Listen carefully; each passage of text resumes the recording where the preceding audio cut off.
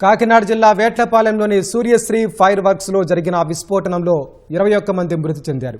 వేట్లపాలెం వద్ద పొలాల్లో బాణసంచా తయారు చేస్తున్నారు.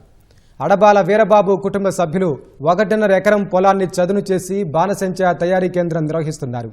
వరి పొలాల మధ్య ఎవరూ రాలేని ప్రాంతంలో 6 షెడ్లు వేసి టపాసులు తయారు చేస్తున్నారు. మధ్యాహ్నం 2 గంటల సమయంలో పరిశ్రమలో భారీ పేలుడు జరిగింది. ఈ ప్రమాదంలో 21 మంది ప్రాణాలు కోల్పోయారు. 9 మందికి తీవ్ర గాయాలయ్యాయి. పేలుళ్లు జరిగినప్పుడు భూకంపం వచ్చినంతగా భారీ శబ్దాలు విన్నట్లు స్థానికులు తెలిపారు. ఆ శబ్దాలకు చుట్టుపక్కల గ్రామాల ప్రజలు భయాందోళనకు గురయ్యారు. 5 గ్రామాల పరిధిలో దట్టమైన పొగ అలుముకుంది. దాదాపు 2 గంటల పాటు తీవ్ర స్థాయిలో పేలుళ్లు సంభవించినా చాలాసేపు స్థానికులు కూడా ప్రమాద స్థలానికి చేరుకోలేకపోయారు. దానివల్ల చాలామంది అగ్నికి ఆహుతయ్యారు.